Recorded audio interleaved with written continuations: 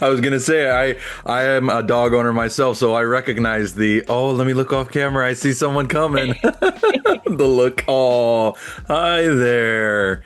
God, Indy's just the cutest. I swear. Like as much as I love my puppy, like you guys have it perfect. Oh man. Well, yes. I am Grant from Screen Rant. It's so great to meet you both. I was bummed when I missed this at South by, so when this came around, I got super excited, and this is shot close to, if not into, my top 10 of the year. Thank you. Adore this movie. Absolutely. Thank you for making this. And so I'd love, actually, Kari, I'd like to start with you because, I mean, when, Ben came to you with this idea of following around that Indy around the house for this horror movie, what was the first thing going through your head?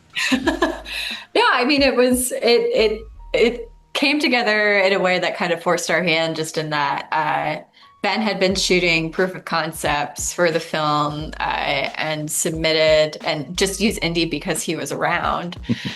Indy's our dog, I should mention. Yes, Indy is.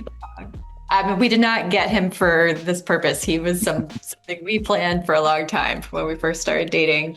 But yeah, so he was shooting the short films with Indy, and then the short short film competition. And then as part of that, Indy was nominated for an acting award with people. Yes. It's not simply a dog award. And so that really kind of forced our hand that, hey, he's our guy. I love that though. And I mean, Indy just has so much soul in those eyes. I can't blame you for wanting to do so, Ben, in the first place, in terms of for your proof of concepts. And so I was reading through how revisiting the opening of Poltergeist was sort of a big influence for you on the idea for this. But how did you then sort of find a great collaborator in Alex for putting the script together of this very, heartbreaking generational trauma that's going on in the family of Todd? Yeah, so my co-writer Alex Cannon and I, we went to school together, and we've both worked on narrative, kind of creative projects together, but then also together in the commercial filmmaking space. So we had we have a shared love of the same kind of movies, and a really great collaboration where we share a brain, it feels like, on a lot of things, and are also very complementary. He's, I don't know what's the right partnership metaphor. I feel like he's my Spock. He's smart in all the ways like I need a creative, co-writer to be. And yeah, I mean, we both came from families that had dogs growing up, both fell in love with this concept, and then spent years really trying to crack, what does a script even look like from a dog's point of view? If we really stick strictly to the idea that the dog's the only one he's our only point of view character, how do we tell a story in that limited, lens? And how do we make that an asset, not a limitation? Which results in the movie we have today. It's a very unique creative challenge to make for yourselves, but it's one that pays off well. And so with that in mind, then I am curious if there was extra story material that you two sort of came up with together in putting out the outline, so to speak, and then had to excise because you realized this wouldn't quite work if we're through Indy's eyes. Yeah, that was happening at every stage of production. In the writing process, there were ideas that we were really excited about, but just didn't quite work because of the rules we were giving ourselves of keeping things in his point of view. And then frequently during the actual filmmaking, Alex liked to call it horror Mad Libs.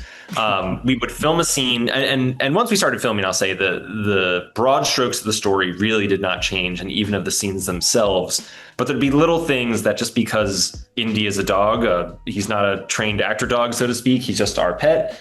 There were lots of things he just couldn't do. So we had to figure out, what can he do? How can we get from scene A to scene B, knowing that the original plan isn't going to work and it's never going to work? How do we, come up with creative solutions? So we were constantly solving problems and, brainstorming ways to, keep the movie, interesting, compelling, and work within the set, kind of the self-imposed sandbox we were working in. Now, one thing I wanted to ask too, because I read that this took 3 years because you're, again, working with not a trained dog. So I'd love to hear from both of you. Was there any one moment in which you actually sort of maybe thought to yourselves, are we actually going to be able to pull this off given that Indy is not trained? part of what actually enabled us to feel pretty good about it, but that was a journey to get there, was that there were a couple of pieces that we filmed at the beginning just to figure out the mechanics of how we're doing this together. But then we started with basically the end, and kind of this big action-packed sequence.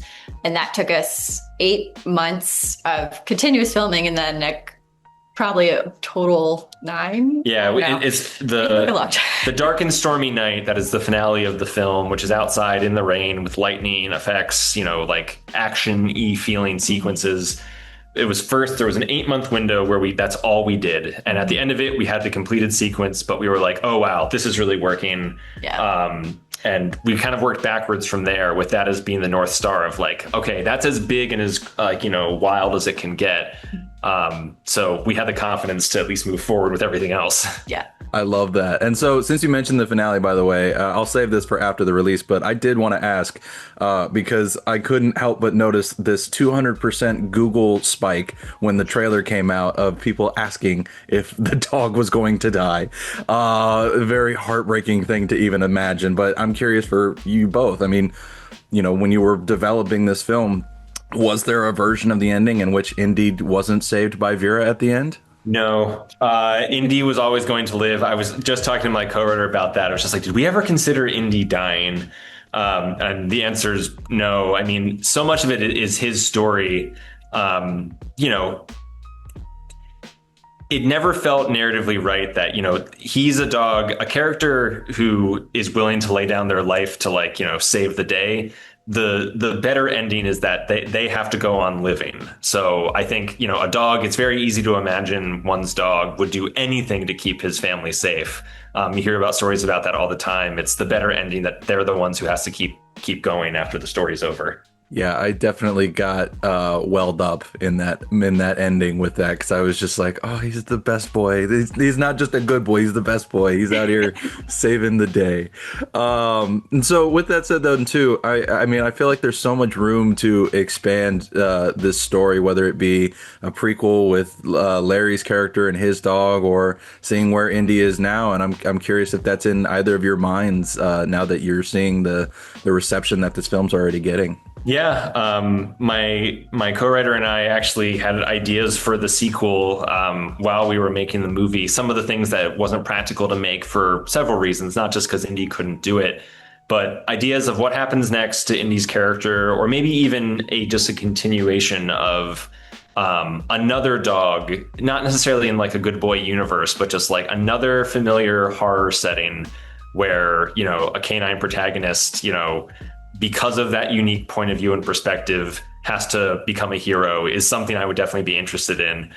I will say I'm very excited to make my next movie with human talent, so I'm going to get that one under my belt before I come back to the land of dogs. But there's a lot more you can do with this story and these characters, for sure. I couldn't agree more, and I'm excited to see what you all come up with in the future, as well as your next film with human talent at the forefront.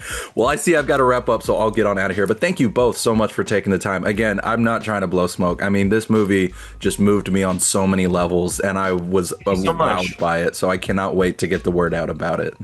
Thank you so much. That's great to hear. This was a blast chatting with you. I guess I'm next. I shall never come here.